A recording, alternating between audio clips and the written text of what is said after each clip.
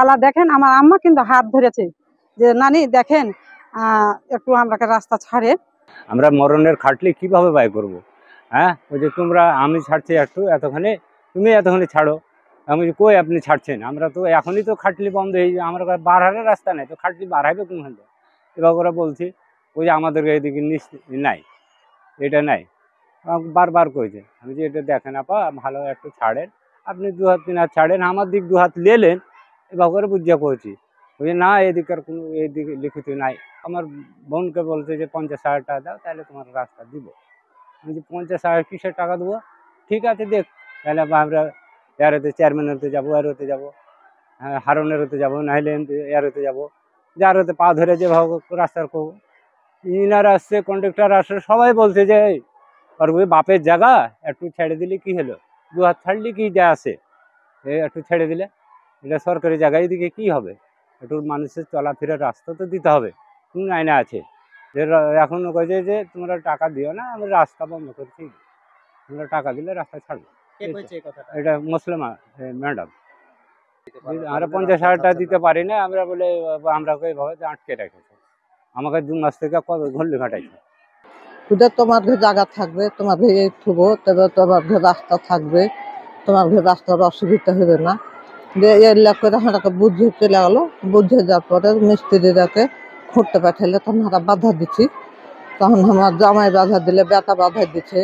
তখন তো চাই মিস্ত্রি ভাই তুমি খুঁড়ো, যে বাধা দেখছি তুমি খুঁড়ো। তখন মিস্ত্রিরা আপনার খুঁড়তে লাগলো। আমি বেদাম করছি যে এদিকে কেন খুঁড়ছো, ওদিক খুঁড়ো, এদিক খুঁড়ো, এদিকে কেন চলে আসছো, হাঁড়া কোনখান দিয়ে বার হবো? হেডমাস্টার যেটা বললে সেটাই হবে, আমরা তার উপর দিয়ে পারবো না। হলো খুঁড়ছে, খুঁড়ার পরে আবার দিচ্ছে, রড বিছাইছে, তা নিষেধ করছি, তাও শুনলে না। আবার ঢালাই দিচ্ছে, তাও আর পাখানটা ধরতে বাকি করেছি মিস্ত্রি ঘরে, কোথায় হেডমাস্টার পারবো না। এখন তারপরে তো এখান থেকে চলে যে 2টা হটা হয়েছে, তারপরে তো আবার আর একটা তো বন্ধ করে দিলে, কে ফুসকুনি দিলে তখন বন্ধ করে দিলে, তখন তো বেটি গেল। তখন বেটিকে তো বলেছে যে 50,000 টাকা দে তাহলে রাস্তা দিব।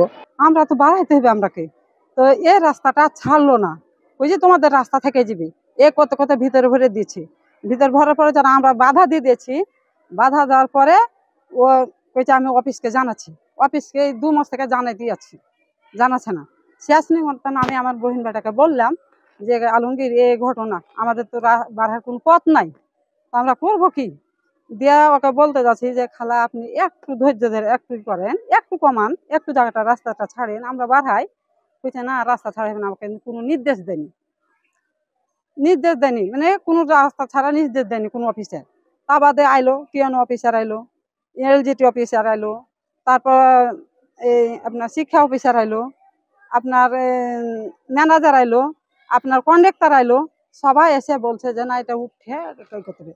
তারপর গত রবিবারে, আজকের বারে রবিবারের দিন কাজ উঠা হয়ে গেছে, 2টা উঠা হয়ে গেছে, 3টার বেলাতে 11টার সময় বন্ধ করে দেওয়া আছে। যখন বন্ধ করে দিচ্ছে তখন আমি যাই মিস্ত্রিকে বলছি যে কেউ কে কাজ বন্ধ করে না, তো হেড ম্যাডাম। পিয়নকে জিজ্ঞাসা করছি যে আপনি বলেন তো কে ই করলে, মামুন ভাই কে কাজটা বন্ধ করলে না, তো ইয়াতে ম্যাডাম। তখন আমি টুয়ের ঘরে কিন্তু ছাত্র পড়াইছে, আমি গেছি খালা কাজ কেন বন্ধ করলা? ওই যে খালা কাজ কেন বন্ধ করনু, কাজ তুমি যারা রাস্তা লিবা আমার কোনো তোমরা দাও রাস্তা টাকা দাও, কয় হাজার লিবেন আপা? খালা কইছি, তখন কইছি জি আমাকে 50,000 টাকা দাও, এ কথা বলেছে। তখন আমি ঘুরে বাড়িয়ে গেছি, আমার 50,000 দেওয়া তো যোগ্যতা নাই। এবং আমাকে বলছে গত বৃহস্পতিবারের দিন আমি স্কুল ঝাড় দিয়েছি, বৃহস্পতিবারের দিন ঝাড় দিয়েছি, সকালবেলাতে শুক্রবার দিন সকালবেলাতে লাইট নিভে যাচ্ছে, পানি টাঙ্কি ভর্তি গেছে, পানি পড়ছে, যদি কথা যাচ্ছি তো দেখছি ডবল তালা মারা আছে গেটে, মানে পিয়নকে দিয়ে আবার তার তালা মারা আছে, মানে আমি জানি না খসাইতে পারি, আমি জানি সান্ধাইতে না পারি, এরকম পরিস্থিতি করে আমাকে বাদ দিয়েছে।